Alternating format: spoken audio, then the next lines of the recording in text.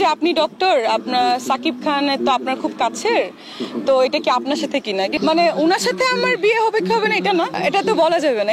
এটা গুঞ্জনই থাকুক, এখন ভালো লাগলে করতেও পারি না। আমাকে তো সবাই প্রশ্ন করেছিল যে আপনি ডক্টর, আপনার সাকিব খান তো আপনার খুব কাছের, তো এটা কি আপনার সাথে কিনা, কিন্তু আমি আসলে মনে হয় না কোনো ম্যারিড পার্সনকে আমি বিয়ে করব, এটা হচ্ছে প্রথম কথা। সেকেন্ড কথা, এখন ভালো লাগলে করতেও পারি, কিন্তু আমি কোনো হিরো বিয়ে করব কি করব না এটা আসলে এখনো ভাবিনি।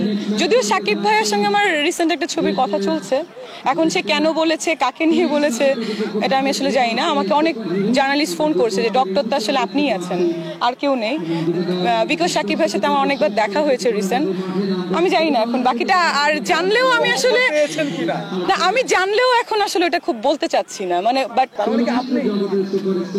না, এটা তো বলা যাবে না। এটা গুঞ্জনই থাকুক, এটা পরে নায়িকাদের বা নায়কদের আমার মনে হয় সবকিছু একটু মানে ইয়ে থাকাই ভালো, না হলে তো হয় না। সেটা দর্শক বা আপনাদের ব্যাপার।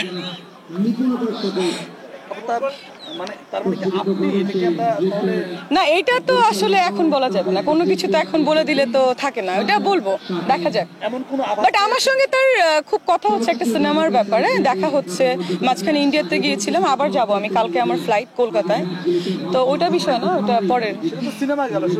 আমরা আভাস পাচ্ছি যে একজন ডাক্তারের সাথে বিয়ে হতে যাচ্ছে না, এটা এখন এই ব্যাপারে কিছু না বলা মনে হয় ভালো।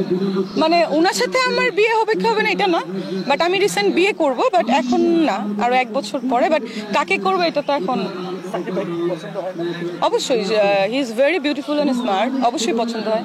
আমি তো স্কুল লাইফ থেকে ওর ফ্যান। ভাইয়া এই কথাটা বারবার না বলি। বিয়ে করছে এখন, দেখেন আমার মনে হয় যে জোর করে কারোর সঙ্গে থাকা ঠিক না।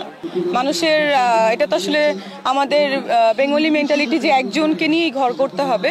যদি আপনার সঙ্গে বা আমার সঙ্গে আমার হাজবেন্ডের ম্যাচিং না হয় মেন্টালি, তাহলে তো আসলে ডিভোর্স দেওয়া বা সেপারেশনে থাকাটাই বেটার। প্রভাব পড়ে না সাধারণ মানুষের জীবনে, কারণ সাধারণ মানুষ এর থেকেও বেশি বিয়ে করে। আমার ফ্রেন্ড দেখা যায় 4টা 5টা করে বিয়ে করে ফেলেছে। আমার মেয়ে ফ্রেন্ড আছে, ছেলে ফ্রেন্ড আছে, তাদেরটা কিন্তু মিডিয়াতে বা সামনে আসে না, একমাত্র আর্টিস্টদেরটা আসে, কারণ তাদেরকে মানুষ ফলো করে। হ্যাঁ, একমাত্র তাদেরটা মানুষ ফলো করে। তো এখন যার যার লাইফে পড়া সেটা একান্তই তার ব্যাপার। আসলে ডিভোর্স দেওয়া, সেপারেশনে থাকা, এটা তো আসলে অনেকেরই আমি দেখেছি আমার লাইফে।